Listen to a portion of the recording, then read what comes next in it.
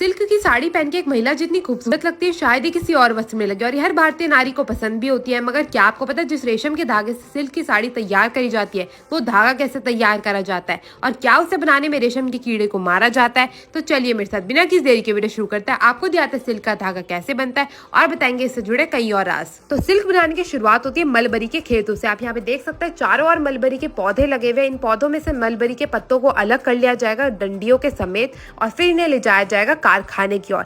मैं आपको बता दूं इन पौधों की एक बहुत बड़ी खासियत होती है कि अगर इनकी जड़ें मौजूद है तो दोबारा से उग जाती है। इन्हीं पौधों को आप आम भाषा में शहतूत भी कहते हैं। अब इन सारे के सारे पौधों को बढ़िया तरीके से बांधा जाएगा और फिर एक साइकिल पे लाद के इन्हें ले जाया जाएगा कारखाने में। शहतूत के पौधे सबसे ज्यादा सिल्क वॉर्म को पसंद होते हैं। इसी पौधों में से निकलते हैं रेशम के कीड़े। तो सारे के सारे पौधों को लेके आ चुके हैं और यहाँ पे अब एक एक करके सारे के सारे पौधों को बिछाया जाएगा। आप यहाँ पे देख सकते हैं एक एक डंठल को लिया जा रहा है, उसे बिछाया जा रहा है और नीचे आपको दिखने शुरू हो जाएंगे सिल्क वॉर्म।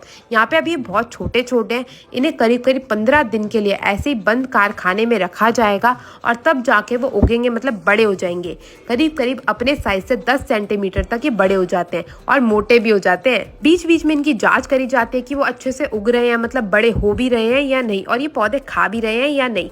और आप यहाँ पे देख सकते हैं यहाँ पे थोड़े थोड़े बड़े होने शुरुआत हो चुकी है और करीब करीब 15 दिन के बाद यहाँ पे हमारे सारे के सारे सिल्क वॉर्म या फिर रेशम के कीड़े बड़े होके तैयार है। आप यहाँ पे देख सकते हैं कितने मोटे मोटे लंबे लंबे आपको अब दिखने भी बढ़िया तरीके से शुरू हो चुके हैं। अब एक एक करके सारे के सारे कीड़ों को अलग करा जाएगा पौधों में से। तो इनका खान पान होके ये बड़े बड़े मोटे ताजे तो बढ़िया तरीके से हो चुके हैं। अब बारी आती है इनमें से सिल्क निकालने की, जिसके लिए एक बड़ी सी जाली ली जाएगी। ये जाली जो है ना दूसरे आकार की होती है। इसमें बड़े बड़े आप जो लंबे लंबे सरिये देख रहे हैं ना, इसी सरिये में ये बनाते हैं सिल्क।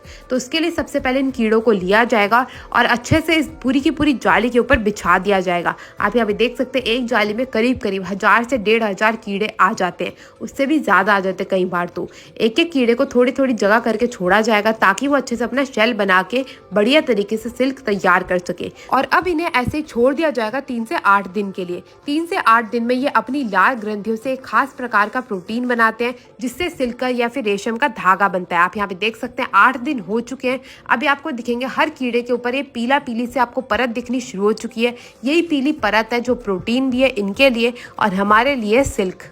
मगर अगर आप ध्यान से देखेंगे तो यहाँ पे हर एक कीड़ा अभी तक जिंदा है, क्योंकि सिल्क का जो कीड़ा होता है ना वो ऐसे नहीं मरता। उसको मरने में करीब करीब 10 से 20 दिन और लगेंगे। तो उसके लिए अगर आप देखेंगे सारे के सारे सिल्क के कीड़ों को निकाल लिया जाएगा इस जाली से अलग करने के बाद इन्हें ले जाया जाएगा इन्हें उबालने के लिए। तो सबसे पहले इन्हें ऐसे ही रख दिया जाता है कि कुछ कीड़े अपने आप ही मर जाए। इस प्रोसेस के लिए इन्हें कम से कम 5 दिन के लिए ऐसे ही छोड़ दिया जाता है।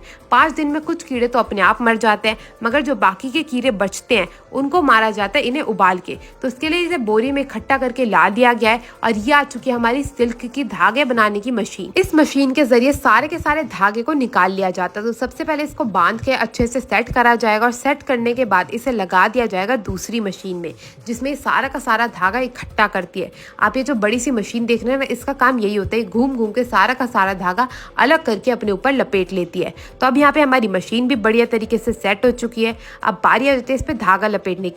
तो जो पुराना धागा होता है वही लेके इसमें थोड़ा थोड़ा लपेटना शुरू कर दिया जाता है और अब एक कढ़ाई के अंदर डाला जाएगा ढेर सारा पानी, जिसमें कीड़ों को उबाल के सारे की सारे रेशम को अलग करा जाएगा। तो यहाँ पे हमारी अंगीठी भी तैयार है। अब धीरे धीरे करके कीड़ों को लिया जाएगा और उनको अलग कर करके उबालने के लिए पानी के अंदर डाल दिया जाएगा। आप यहाँ पे देखेंगे कैसे कीड़े तड़प तड़प के अपनी जान दे देते हैं जो बचे होते हैं, और बाकी का जो कीड़े होते हैं वो खुद ही मर चुके होते हैं। तो उनको तो कोई फर्क ही नहीं पड़ता। अब ये जो पीली पीली परत है ये है हमारे रेशम के धागे। इनको उबाल के अलग करा जाएगा। उबालने से क्या होता है ना, वो सारी की सारी रेशम खुद ब खुद छोड़ देते हैं। और ये जो आप धागा देख रहे हैं ना, यही है रेशम का धागा जो आगे चल के अलग अलग प्रकार की सिल्क की साड़ी बनाता है। मैं आपको बता दूं इंडिया जो है ना सिल्क प्रोडक्शन में 2nd नंबर पे आता है और 1st नंबर पे है चाइना, जिन्होंने सिल्क की खोज की थी। अब एक एक करके सिल्क के सारे कीड़ों में से सिल्क को अलग करा जाएगा। रेशम के धागों को बिल्कुल छान लिया जाता है। इसी पानी में उबाल के सारे कीड़े जो है वो इसी में अलग हो जाते हैं और जो रेशम के धागे हैं वो आगे चले रखे जाते हैं, उन्हें हाथों की मदद से निकाल के आगे भेजा जाता है इस बड़ी सी रील पे, जहाँ पे ये धागे लपेट के सिल्क की रीलें तैयार करते हैं। मतलब रेशम के धागों की जो रीलें होती है ना, वो तैयार करी जाती है। फिर उनसे आगे चल के साड़ी, सूट, पैंट, कमीज कुछ भी बन जाता है। तो आप यहाँ पे देखेंगे जो ये रील बन के तैयार हो चुके हैं, इनमें से धागों को तोड़ के अलग कर लिया जाएगा। सिल्क का जो धागा होता है ना, बहुत ही ज्यादा नरम होता है। तभी आप देखते हैं ना, सिल्क के धागा अगर एक भी खिंच जाए साड़ी में से, पूरी की पूरी साड़ी खराब हो जाती है। वो इसी कारण होती है। आपको कैसी लगी वीडियो जरूर बताइएगा। मैं मिलती हूँ अगली वीडियो में, तब तक के लिए टेक केयर, गुड बाय।